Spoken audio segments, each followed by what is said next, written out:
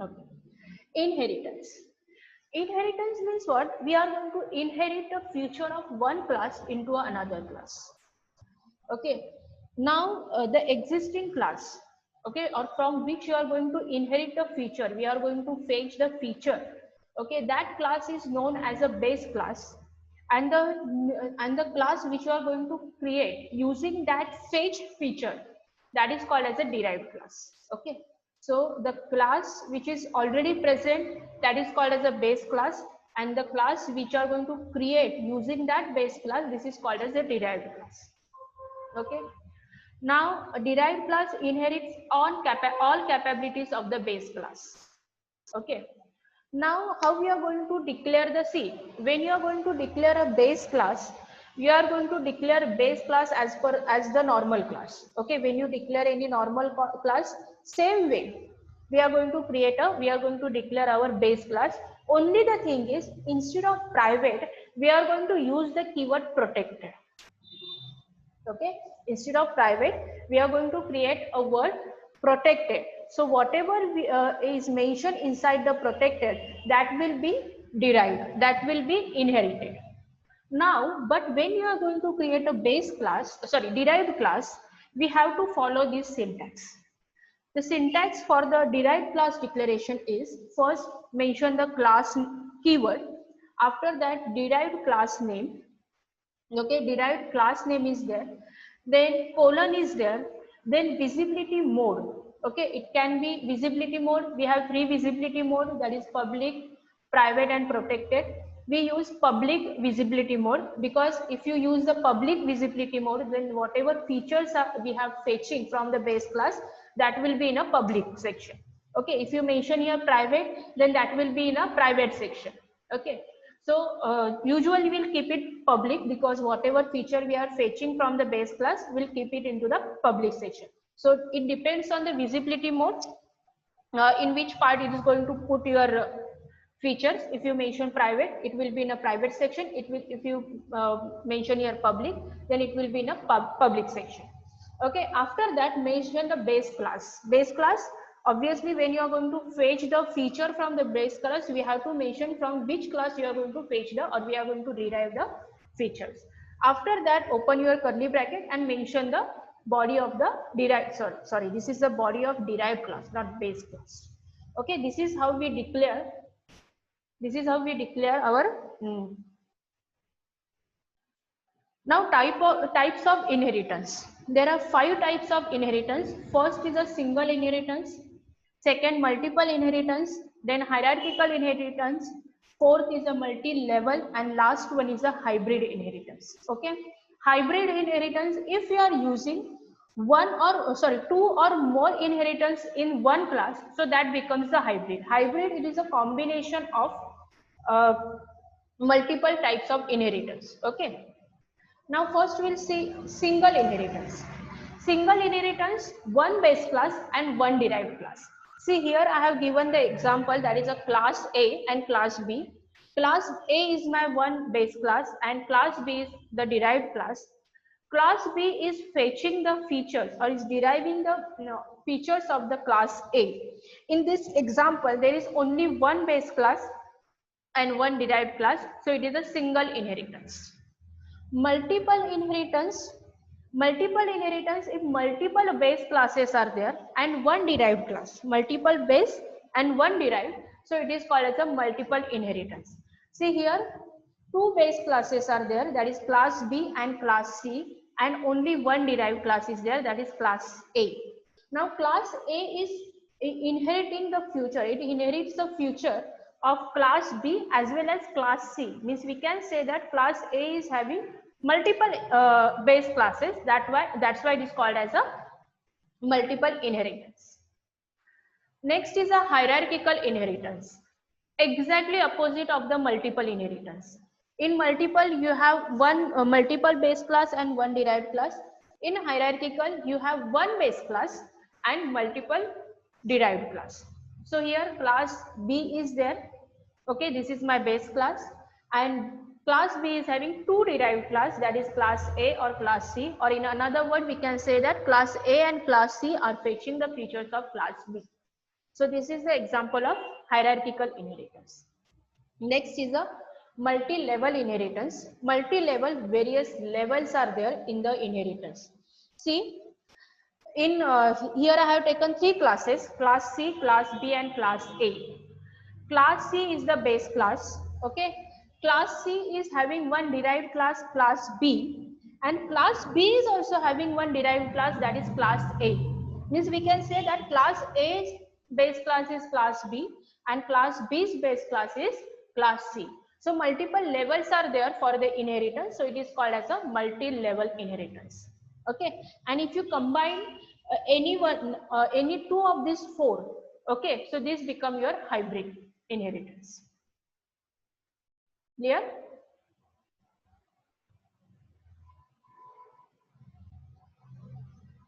Okay, next concept of the object oriented programming is the polymorphism. Okay, in that subtopics are there: function overloading and operator overloading. Now what is polymorphism? Polymorphism means what? In the features also, in the concepts also, we have discussed that polymorphism means one name and multiple forms, right? So if you are mentioned, if you are written so many functions, okay, and if you keep the name same for all functions, then this is the concept of polymorphism.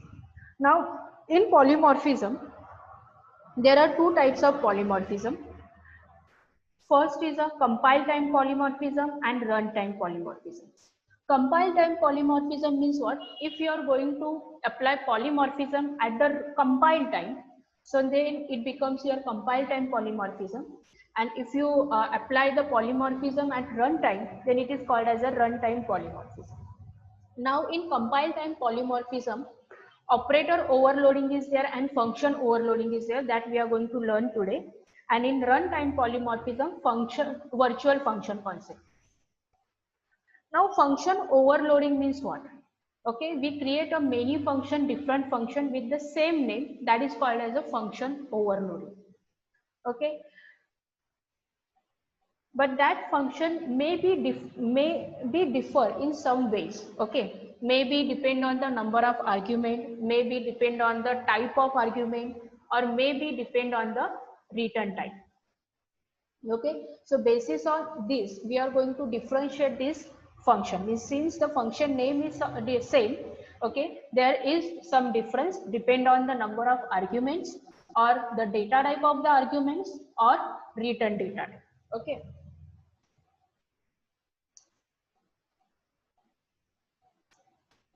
see here I have given one example of the function overloading.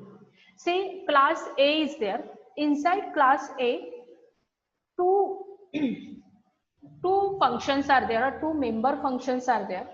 Okay, the name of these two member function is same. First is a area and another is also area. Okay, function name is same, but if you see if you see here, the number of argument is different. The first area is having one argument and another area is having two arguments. So since the name is same, but still there is a difference, that is depend on the number of arguments. In case suppose number of arguments are same, then you have to keep their data type different. If number of argument is same, their data type is also same, then we have to keep this return type different. Okay, so these three things we have to follow when you are going to use the function overload. Now here class A is there. In the class A, two member functions are there having the same name, area and area. After that, in void main, I have created one object A1. Okay, and using this A1, I am calling the function area. Now here I have passed only one value, right? I have passed only one value, so it is going to call the area with a single argument. Okay, so it is going to execute this cout s into s, so it is going to display here 25. Here it will be displaying 25. After that, I have called area function again, but in at this time I am passing two arguments. that is 5 and 10. So it is going to call the area function having two arguments, that is int void area int L and B. So 5 will be in a L, 10 will be in a B. It is going to perform the multiplication of the both and then answer will be 50. Understood? This is the simple concept of function overloading.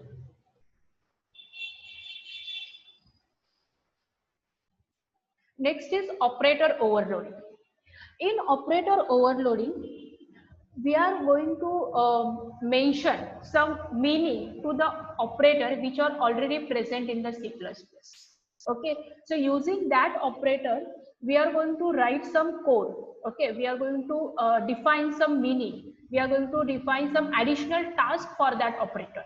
Okay, now how to use that operator or how we are going to assign that task.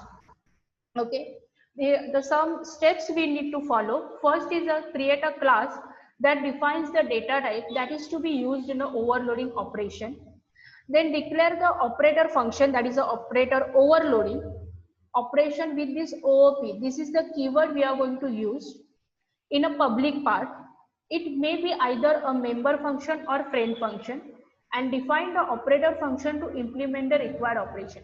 Okay, first I'll give you the syntax and then we'll write an example. Okay, so the idea will get clear to you.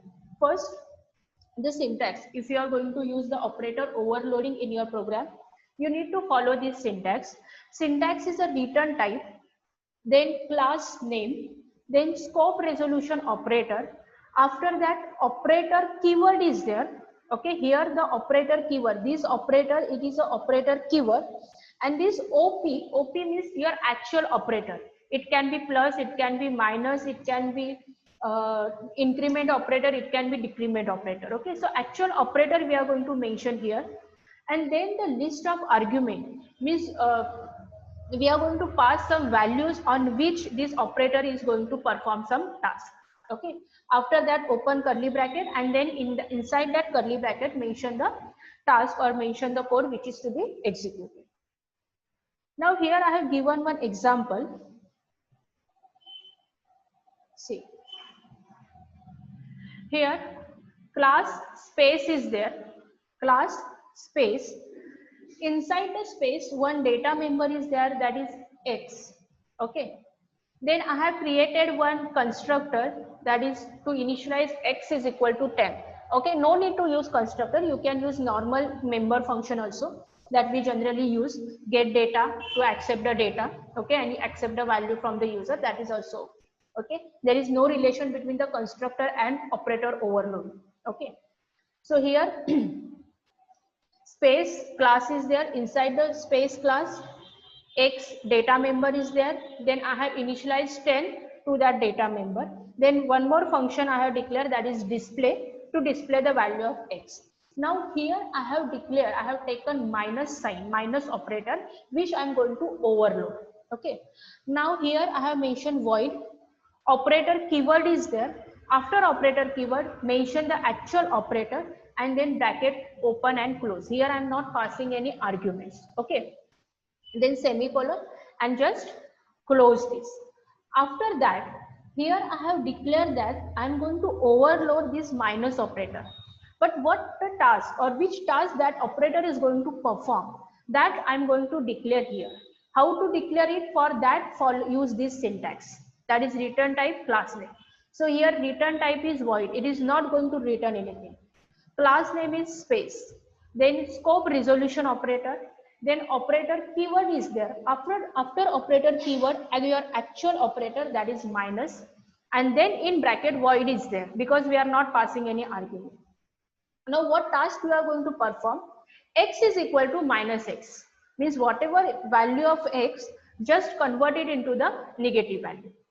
Okay, now here we have initialized X to 10. So after executing this line, okay, so using this function, you are making X as a minus 10. Okay, so it will convert your X into the minus X and that value will be put into this X.